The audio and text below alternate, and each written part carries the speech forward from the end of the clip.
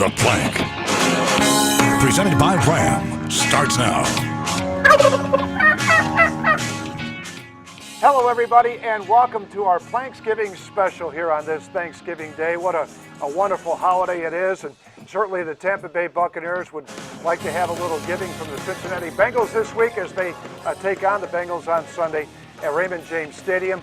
They technically still in the hunt in the NFC South at 2-9. It's hard to believe, but they are, with New Orleans losing on Monday night to Baltimore. That was something else, but it is what it is, and they are 2 games out and technically still in the race for the division lead. Right now, let's bring in Greg Auman, who is joining us because of the inclement weather that the area has had. Greg is joining us from the Trop, where the Buccaneers have moved their practice because of the rain today.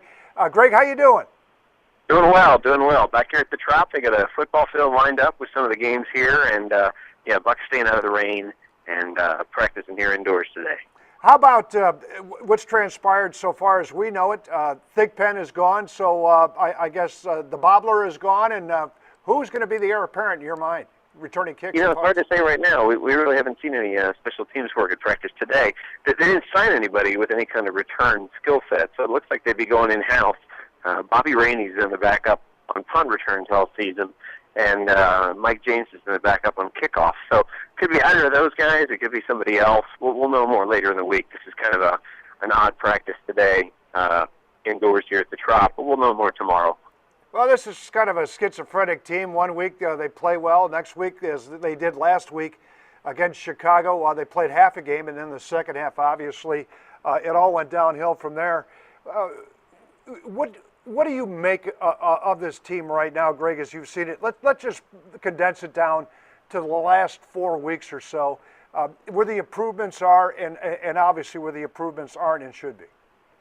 Yeah, I think they're a better team defensively. I think they've solved some of the problems they had early in the year in the massive losses they had against Baltimore and Atlanta.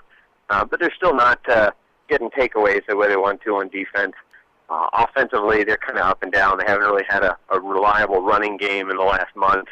Obviously, Mike Evans has emerged as a top receiver and as a big touchdown threat. But beyond that, they're still finding themselves out, which is not something you want to do in Week 13. Yeah, and it is a problem that the Buccaneers have had. They're still trying to search for players. The offensive line really broke down in that second half against Chicago. Do you see the same thing I do? It seems as if the Buccaneers don't make the necessary adjustments when they need to in a football game. Are you seeing that at all from your perspective? Well, I mean, when you think about the leads they've lost in the fourth quarter of games, that would normally point to the other team figuring things out better and adjusting better. Sunday in Chicago, they had 3 points in the second half, so obviously didn't adjust very well there. No, I don't think so. I mean, when you let games get away the way they have, you can't really point much to in-game adjustments. How about a standpoint of Josh McCown? Obviously had a bad second half against the Bears. I would expect him to be the starting quarterback. I don't think there's going to be any change made there.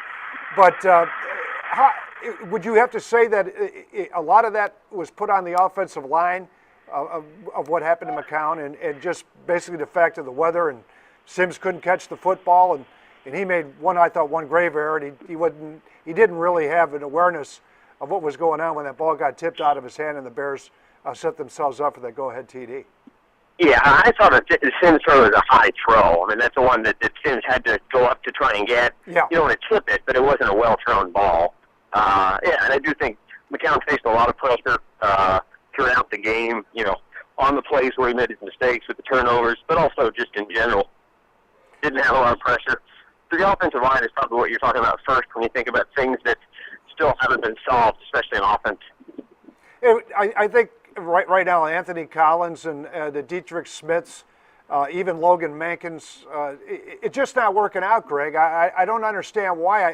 I'm sort of baffled at it, and I would think that Lovey may talk about this at the end of the season, but I'm certainly, they're not just disappointed, they're devastated by the fact that they spent some big money on a couple of these players, and they bring in Logan Mankins on the trade. I don't know.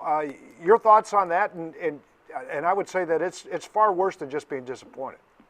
Yeah, I mean, that was a massive renovation. You know, you let 4 guys go that are starting in other NFL cities right now. You know, brought in, you know, Anthony Collins is one of the higher-paid free agents his offensive lineman went this year. Made a big trade to get another high-paid lineman in Logan Bankins. You know, Evan Dietrich Smith wasn't necessarily a high-dollar guy, but you got the Packers center. So you'd think you had a pretty good collection of talent, and unfortunately that hasn't translated to a single cohesive unit playing the way they want them to, either in run blocking or in pass protection. Of course, Cincinnati coming up here on Sunday.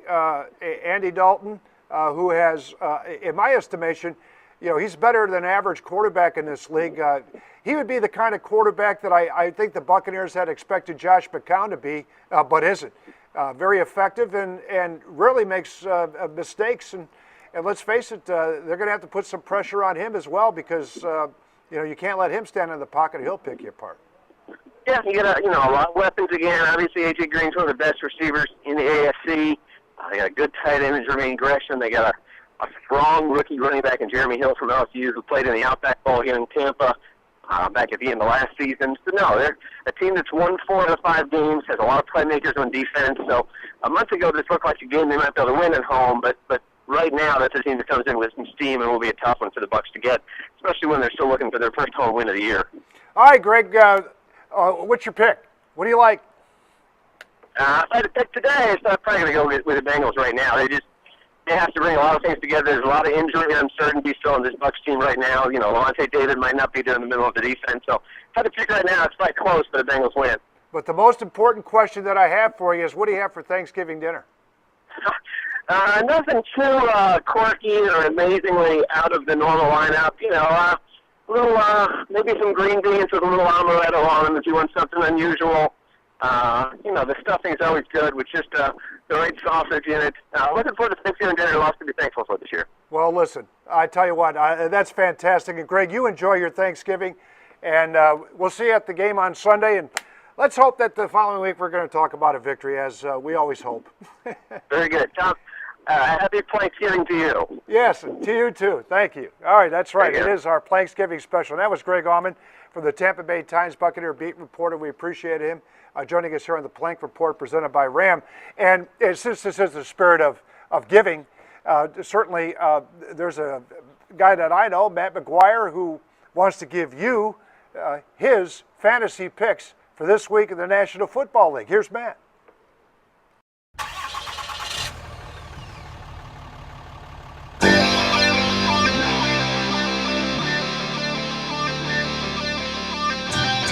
Hello everybody, welcome to the Planksigiving Special here on the Ram Fantasy Football Tailgate. I'm Matt McGuire.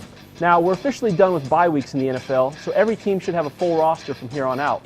And in most leagues, we're about a week or two away from the playoffs, so it's getting pretty close to crunch time. I'll mention a couple guys that you're going to want to start this week. We'll look at a few sleepers, and of course we'll talk about the Bucs. And let's start with the Bucs. Now, they looked good for the first 30 minutes last week, but then the second half happened. I wonder if the NFL would let Josh McCown install a little rearview mirror in his helmet, because I've never seen a guy who's been around so long have such terrible pocket awareness. He had a couple huge turnovers to start the second half, and it really derailed the Bucs. Now, last week I mentioned Mike Evans, and I was curious to see how he would respond to the increased attention. And luckily he had that touchdown, otherwise he was pretty quiet, only 3 catches for 47 yards. But that did open things up in the passing game for Vincent Jackson and Louis Murphy. Both of those guys had over 100 yards receiving. Of course, we all know Vincent Jackson had the huge fumble there near the goal line that really hurt the Bucs. But if we're going to continue to be productive, we're going to need to spread the ball around to all 3 of our wide receivers. Now, McCown actually had over 300 yards passing last week. In fact, he had the 4th highest total for Week 12 in the NFL, 341 yards to be exact. So that pass production is going to need to continue, but the running game is a whole different story. You're going to want to stay away from all the Bucs running backs. It's officially a 3-headed monster now when you look at Doug Martin, Bobby Rainey, and Charles Sims. All 3 of those were on the field for almost exactly the same amount of time last week and had very similar production. Running back by committee is never a good thing for a fantasy football team. Now let's talk about a couple players you're going to want to start this week. First off, Ryan Tannehill, the quarterback for the Miami Dolphins.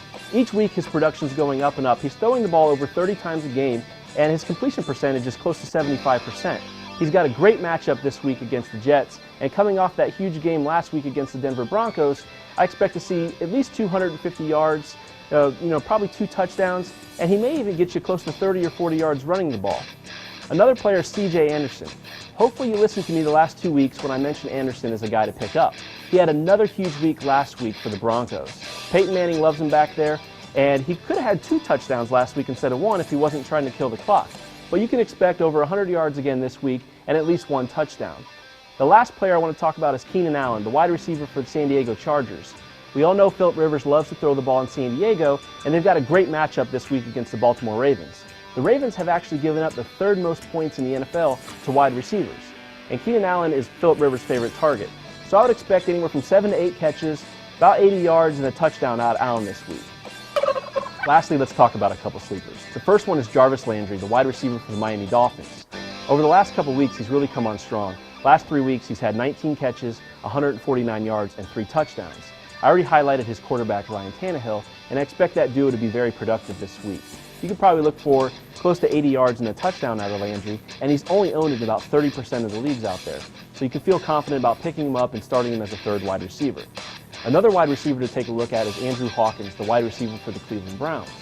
A few weeks ago, I mentioned Josh Gordon as somebody to add to your team. He was coming off a suspension, and he led the NFL in receiving last year. Well, last week was Gordon's first week back, and he didn't disappoint. Had a huge week, and I expect Gordon's presence on the field to really open things up for a guy like Andrew Hawkins. So definitely look to pick him up as well. And the last guy to highlight is Michael Bush. Now this is somebody who hasn't played in a game yet this year. In fact, the Arizona Cardinals just signed him on Tuesday. But in his 6-year career, he's had 29 touchdowns. And the Cardinals have already mentioned they're going to really look to him in goal line situations. So if you need some help at running back, you can look to pick up Michael Bush, who's almost certainly available in your league, and he may get 3 or 4 touchdowns as the season progresses. So that's all we've got here for Week 13. Thanks again for watching the Ram Fantasy Football Tailgate. I'm Matt McGuire, and remember to use #ThePlank on Twitter if you have any questions.